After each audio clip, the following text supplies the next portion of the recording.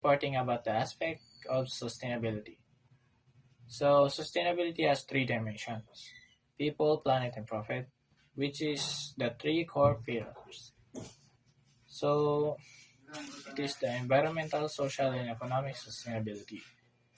So, environmental sustainability, it is about the resources or about maintaining resources, reducing reliance to non-renewable resources such as fossil fuels and gasolines. Then it's about protecting biodiversity, plants, animals, and ecosystem forests using water and raw materials. Water for energy sources like electricity and energy to human and plants, even animal. Then raw materials are for like cattle's raw ingredients or raw meat. Then social sustainability focuses on the quality of life, the basic human needs, such as food, water, and air. Then, and di ko ginger nagbukon pa sa report ganyan po ta. So, social is about the equality in gender, workforce, and human rights. So, it is about investment in health, safety, and education. So, let's move on to economic sustainability. So, focuses on promoting long-term or sustainable economic growth. So, if a place is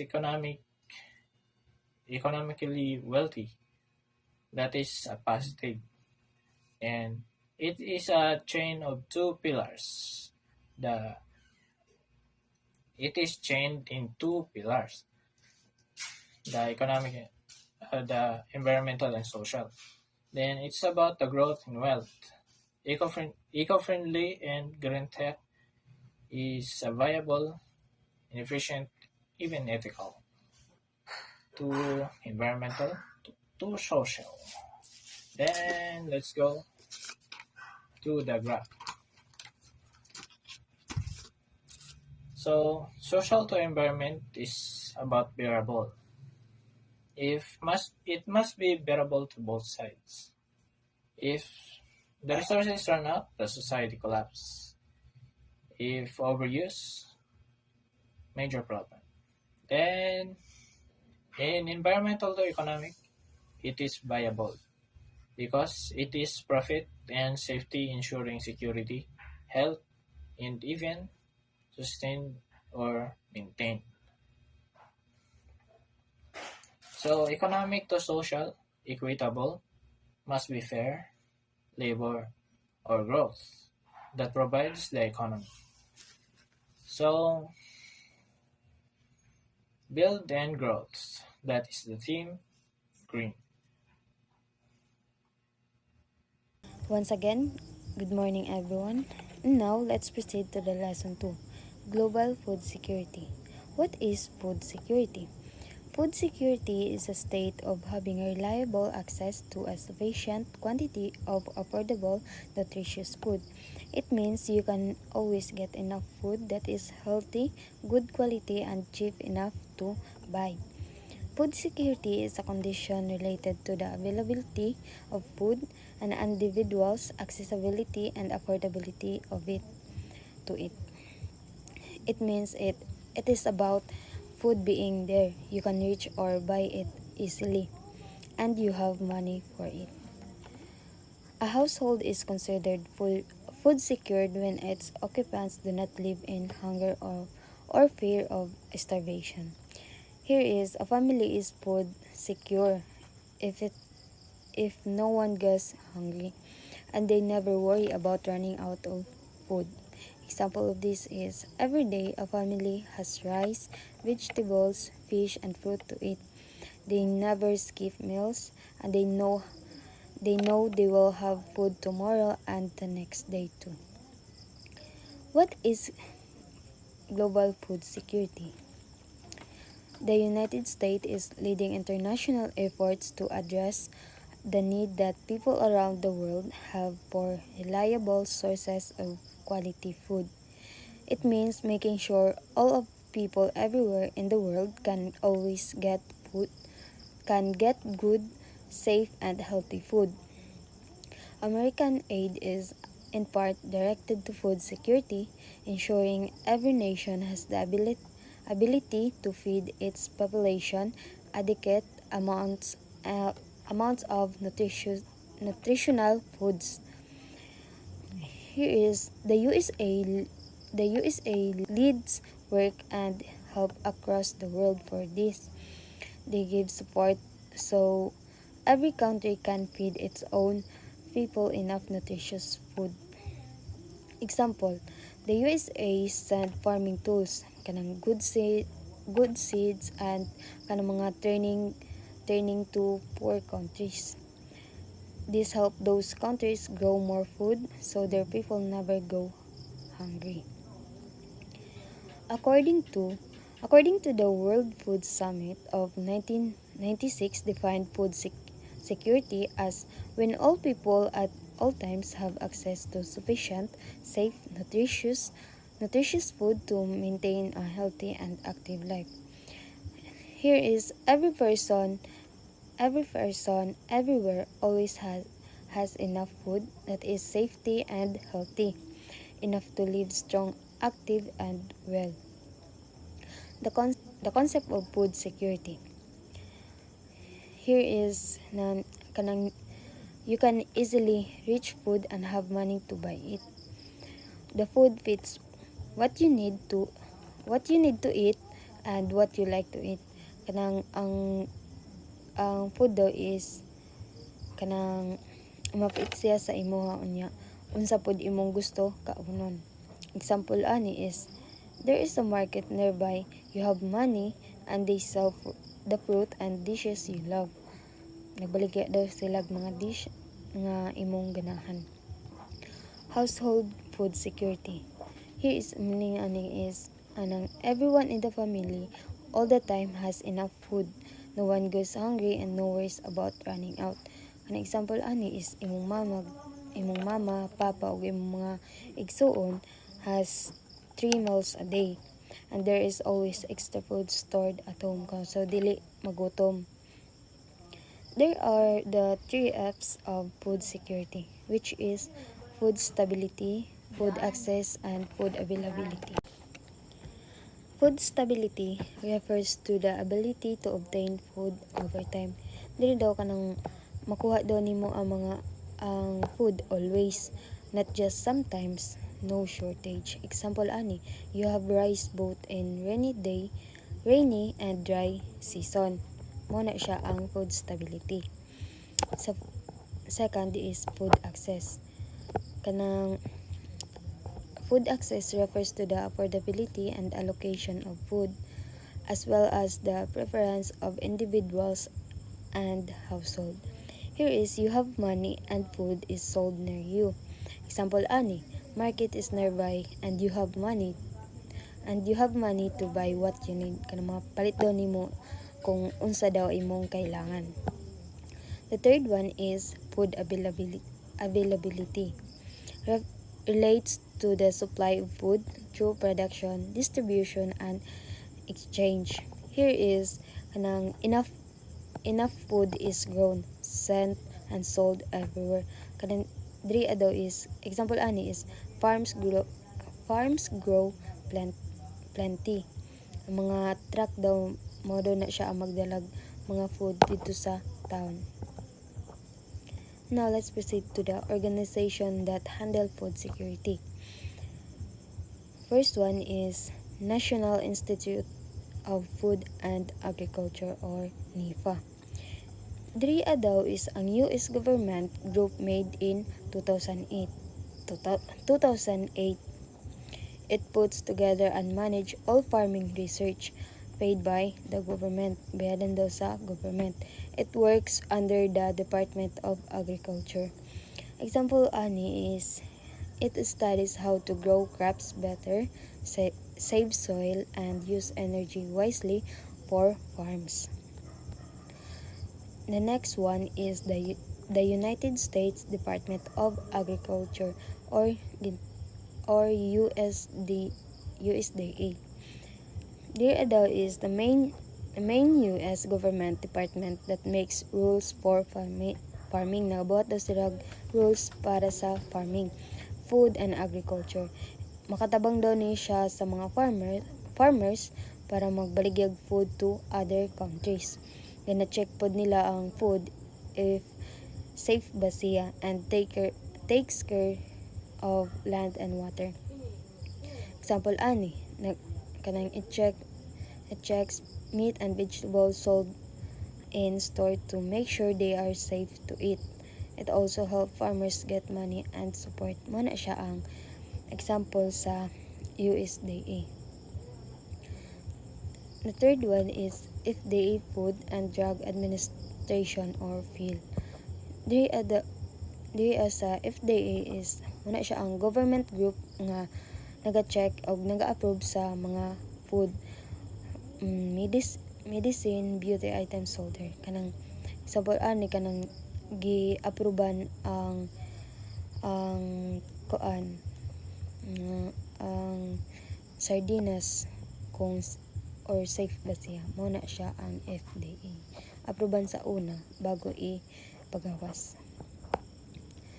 Now, let's proceed to the International Organization for Global Food Security. Food and Agricultural Organization or FAO. DRIA is a United Nations group made in 1945. It works to end hunger and lack of food. It teaches good way to farm, take care of forests and fish, so people in villages can earn enough and live well. The example ani is it teaches ginatudloan ang farmers how to grow crops that do not die easily, so they always have food and money. Next one is the World Food Program or WFP. DRIA is a United Nations group made in 1963. It is the main team that gives food help during emergencies like war, floods, or storm. It runs project to stop hunger everywhere in the world. Example ani kanang kundahay na ay dako nga typhoon tas ma-hit siya and makadestroy siya sa mga houses and farms. The WFP send rice and canned for food to the people there. Kanang maghatag sila rice dito ang mga kuan kan. Pares gud diri sa tuwa nga pag naay mahitabo nga kuan nga badlak na kantay mag floods basta kana dira di ba ginahatagan tag mga kandaan ng mga rice inana gud. One is International Fund for Agricultural Development or IFAD. NIADA is a group started in 1977. Dito nagatabang sila sa mga poor people living in villages in poor countries. It works to end poverty, hunger, and lack of proper food. Example ani, naghatag sila kwarta og mga tools sa farmers so they can grow more food, earn money, and feed their family well. The fourth one is World Bank. Ang World Bank daw is, ang group ani is nag-start in 1944. Nagahatag pod sila kwarta and funds for big project and plans about food and farming all over the world. Example ani, kanang nagabayad sila sa mga build dams, roads, or irrigation system so farm get water and food can be carried easily to market. The fifth one is United Nations Environment Program or UNEP. Though is a United Nations group started in 1972. mo ni siya mag-guide and magtabang sa all countries to take care of nature, land, water, air, and all environmental problems. Example ani, tudluan ang countries how to stop pollution, save forests, and protect animals so our planet stay healthy. Now let's proceed to the global issues affecting food security. First one is global water crisis. Water table reserves are failing in many countries including northern China, US, and India due to widespread overpumping and irrigation. Though is underground water is running slow though in many countries like China, US, and India. People take too much water out for farming and daily use faster than nature can fill it back. Example ani ang wells daw and springs dry up. Ang farmers have no water to water their rice or corn. Kanang wala na daw sila tubig para matubig daw ang ilang gitanom nga rice or corn. Next one is climate change. Rising global temperatures are beginning to have ripple effect on crop yields, forest resource, water supplies, and altering the balance of nature. With the climate change, the whole world is getting hotter. This messes up everything. Less crop grows, mga forest is damage, and ang tubig become more scarce, and nature balance breaks. Example ani is too much heat dries up farms, diba? Pag grabe man jud ka init kay madry man jud ang farm nato or ang land. Strong storm destroy fields. Some places have no rain at all. Ang diba, ang storm is maka-destroy man jud siya sa mga fields nato. The third one is the land degradation. It is the decline in land quality, productivity, and ecosystem function caused by human activities. Like for example, deforestation, overgrazing, and natural factors. Diri daw ang land daw becomes weak, bad, and no longer good for growing food or plants. Mahitabo ni when people mahitabo ni kung ang mga tao mag-cut og daghan mga punuan. Let too many animals eat all the grass. Pasagdan lang ang mga animals nga magkaunon ang mga grass or from natural causes. Example ani is ang soil na turn siya into dry sand. Nothing grows there anymore, and crops dry easily. The fourth one is greedy land deals. Ang greedy land deals daw is mo ni siya ang mga rich countries or big companies nagabay sila mga huge farmlands from poor countries. Ginapalit nila sa mga poor countries. They keep all the food grown there for themselves, so local people have no land left to plant or eat. Example ani is ang mga foreign company, di ba nagapalita sila mga farms in all village. Ang mga villagers food is wala na sila place to grow para mapatubuan ang rice or mga vegetables for their own family. So that's all. Thank you.